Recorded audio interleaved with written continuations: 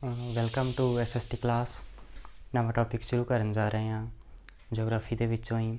ਨਵਾਂ ਟੌਪਿਕ ਤੁਹਾਡਾ ਰਿਲੇਟਡ ਹੈਗਾ ਏ ਇੰਡਸਟਰੀਅਲ ਡਿਵੈਲਪਮੈਂਟ ਦੇ ਨਾਲ, ਕਿ ਅਸੀਂ ਜਿਹੜੀ ਇੰਡਸਟਰੀ ਹੈ ਡਿਵੈਲਪਮੈਂਟ ਉਹ ਕਿਵੇਂ ਲਗਾ ਸਕਦੇ ਹਾਂ, ਕਿਹੜੀ ਇੰਡਸਟਰੀ ਹੈ ਕਿਹੜੀ ਤਰ੍ਹਾਂ ਦੀ ਹੁੰਦੀ ਹੈ।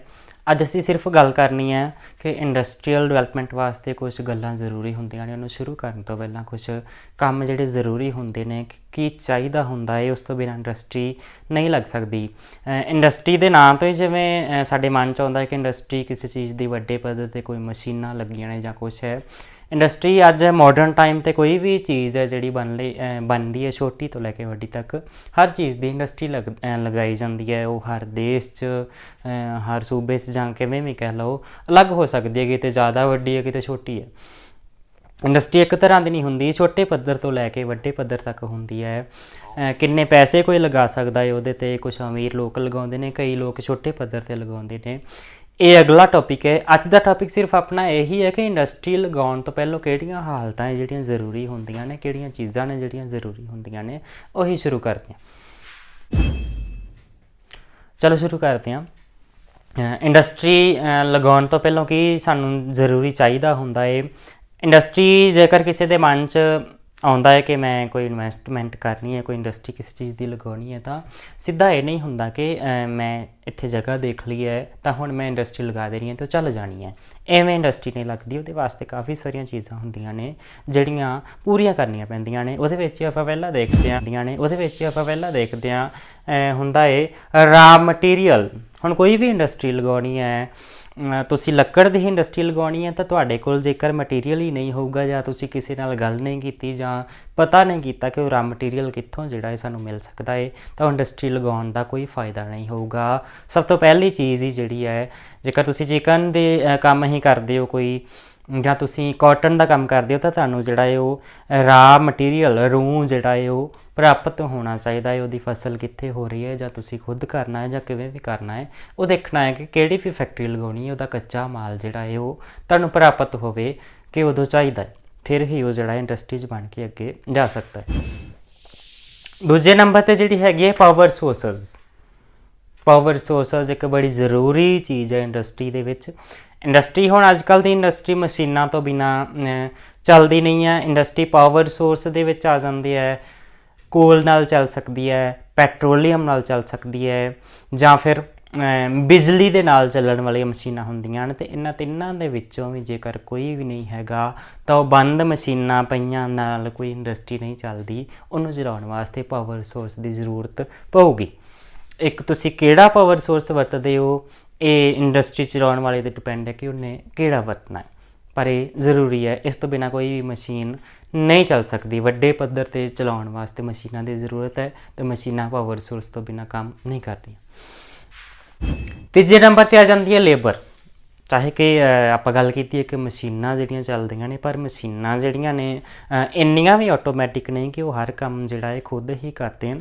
ਉਹਨਾਂ ਨੂੰ ਚਲਾਉਣ ਵਾਸਤੇ ਜਾਂ ਉਹਦੇ 'ਚੋਂ ਚੀਜ਼ ਪਾਉਣ ਕੱਢਣ ਵਾਸਤੇ ਲੇਬਰ ਦੀ ਲੋੜ ਹੈ। ਜੇਕਰ ਕੋਈ ਚੀਜ਼ ਅੱਗੇ ਪਿੱਛੇ ਲੈ ਕੇ ਜਾਣੀ ਹੈ, ਉਹਦੇ ਵਾਸਤੇ ਲੇਬਰ ਦੀ ਲੋੜ ਹੈ। ਅਤੇ ਇਹਦੇ ਵਿੱਚ ਬੰਦੇ ਜਿਹੜੇ ਨੇ ਬੜੀ ਮਹੱਤਵਪੂਰਨ ਭੂਮਿਕਾ ਨਿਭਾਉਂਦੇ ਨੇ। ਹਾਲਾਂਕਿ ਲੇਬਰ ਥੋੜ੍ਹੀ ਹੋ ਸਕਦੀ ਹੈ, ਪਰ ਬਿਲਕੁਲ ਹੀ ਨਾ ਹੋਵੇ ਇਹ ਕਦੇ ਮੁਮਕਿਨ ਹੀ ਨਹੀਂ ਹੈ। ਲੇਬਰ ਜ਼ਰੂਰੀ ਹੁੰਦੀ ਹੈ।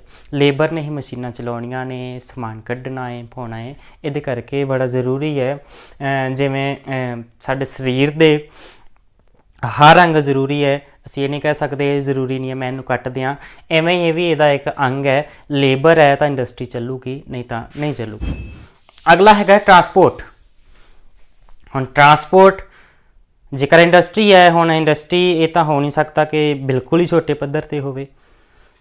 ਚਾਹੇ ਛੋਟੇ ਪੱਧਰ 'ਤੇ ਵੀ, ਪਰ ਉੱਥੋਂ ਜਿਹੜੀ ਚੀਜ਼ ਬਣੀ ਹੈ ਜਾਂ ਅਸੀਂ ਕੱਚਾ ਮਾਲ ਲੈ ਕੇ ਆਉਣਾ ਹੈ, ਤਾਂ ਉਹਦੇ ਵਾਸਤੇ ਸਾਨੂੰ ਟਰਾਂਸਪੋਰਟ ਦੀ, ਆਪਣੇ ਸਾਧਨਾਂ ਦੀ, ਟਰੱਕ ਦੀ, ਜਾਂ ਜੋ ਵੀ ਸਾਨੂੰ ਚਾਹੀਦਾ ਹੈ ਉਹਦੇ ਵਾਸਤੇ ਲੋੜ ਹੈ। ਕੱਚਾ ਮਾਲ ਲਿਆਉਣਾ ਹੈ, ਫਿਰ ਬਣ ਗਿਆ ਹੈ ਤਾਂ ਉਹਨੂੰ ਮਾਰਕੀਟ 'ਚ ਲੈ ਕੇ ਜਾਣਾ, ਉਹਦੇ ਵਾਸਤੇ ਟਰਾਂਸਪੋਰਟ ਦੀ ਲੋੜ ਹੈ।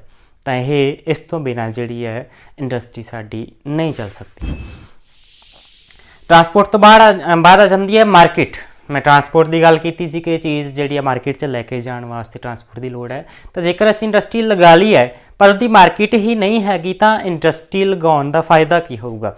ਜਿਹੜੀ ਚੀਜ਼ ਅਸੀਂ ਤਿਆਰ ਕਰ ਰਹੇ ਹਾਂ ਉਹਦੀ ਮਾਰਕੀਟ ਚਾਹੀਦੀ ਹੈ ਕਿ ਸਾਡੀ ਜਿਹੜੀ ਚੀਜ਼ ਬਣੀ ਹੈ ਉਹ ਮਾਰਕੀਟ ਦੇ ਵਿੱਚ ਜਿਹੜੀ ਆ ਸਾਨੂੰ ਉਹਦਾ ਫਾਇਦਾ ਮਿਲ ਸਕੇ, ਉਹ ਵਿਕ ਸਕੇ। ਇਸ ਕਰਕੇ ਮਾਰਕੀਟ ਹੋਣੀ ਜ਼ਰੂਰੀ ਹੈ, ਨਹੀਂ ਤਾਂ ਇੰਡਸਟਰੀ ਖਤਮ ਹੋ ਸਕਦੀ। ਅਗਲੀ ਚੀਜ਼ ਹੈਗੀ ਵਾਟਰ।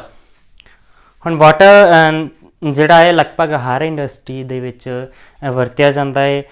ਜੇਕਰ ਟਰਾਂਸਪੋਰਟ ਹੀ ਦੇਖਣੀ ਹੋਵੇਗਾ ਵਾਟਰ ਰਾਹੀਂ ਵੀ ਜਿਹੜੀ ਆ ਪਾਣੀ ਦੇ ਰਾਹੀਂ ਵੀ ਟਰਾਂਸਪੋਰਟ ਇੰਡਸਟਰੀ, ਲਗਭਗ ਜਿਹੜੀ ਇੰਡਸਟਰੀਜ਼ ਜਿਵੇਂ ਲੋਹੇ ਦੀ ਇੰਡਸਟਰੀ ਹੈ ਜਾਂ ਹੋਰ ਕੋਈ ਹੈ, ਉੱਥੇ ਕਾਫੀ ਮਾਤਰਾ ਦੇ ਵਿੱਚ ਪਾਣੀ ਜਿਹੜਾ ਵਰਤਿਆ ਜਾਂਦਾ ਹੈ।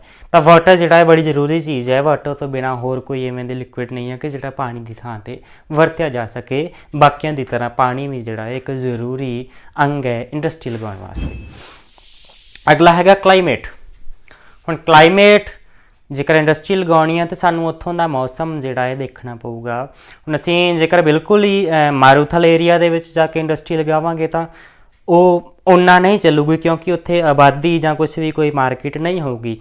ਐਵੇਂ ਹੀ ਜੇ ਅਸੀਂ ਜ਼ਿਆਦਾ ਠੰਡੇ ਏਰੀਆ 'ਚ ਜਾ ਕੇ ਲਗਾ ਦਾਂਗੇ ਤਾਂ ਉੱਥੇ ਵੀ ਉਹ ਇੰਡਸਟਰੀ ਨਹੀਂ ਚੱਲੂਗੀ। ਇਸ ਕਰਕੇ ਇੰਡਸਟਰੀ ਲਗਾਉਣੀ ਹੈ ਤਾਂ ਸਾਨੂੰ ਕਲਾਈਮੇਟ ਦਾ ਧਿਆਨ ਰੱਖਣਾ ਪਊਗਾ। ਅਗਲਾ ਹੈਗਾ ਕੈਪੀਟਲ।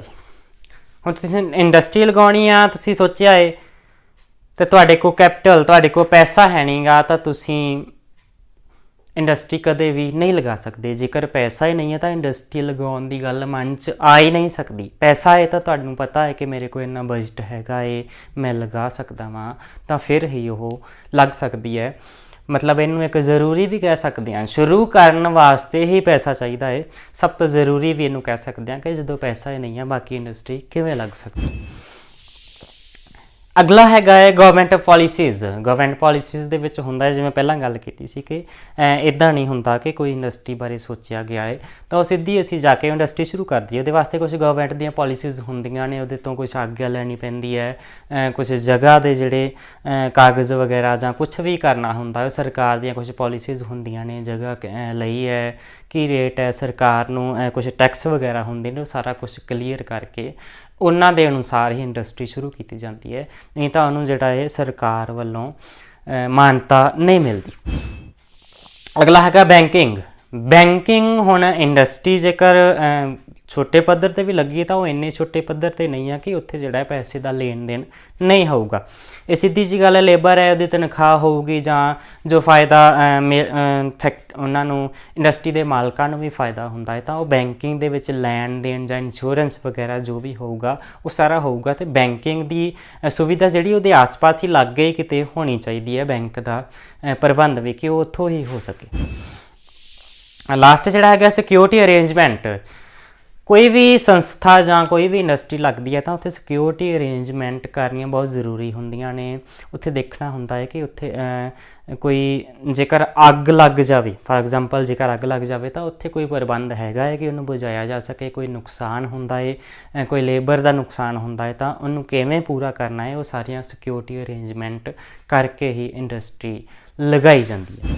ਇਹਨਾਂ ਤੋਂ ਬਿਨਾਂ ਕਿਸੇ ਇੱਕ ਨੂੰ ਵੀ ਕੱਢਦੀ, ਜੇ ਮੈਂ ਗੱਲ ਕੀਤੀ ਸੀ ਕਿ ਕੋਈ ਅੰਗ ਜੇ ਅਸੀਂ ਕਹੀਏ ਕਿ ਕੱਟ ਦਈਏ ਮੇਰੇ ਕੰਮ ਦਾ ਨਹੀਂ, ਤਾਂ ਐਵੇਂ ਕਦੇ ਨਹੀਂ ਹੁੰਦਾ।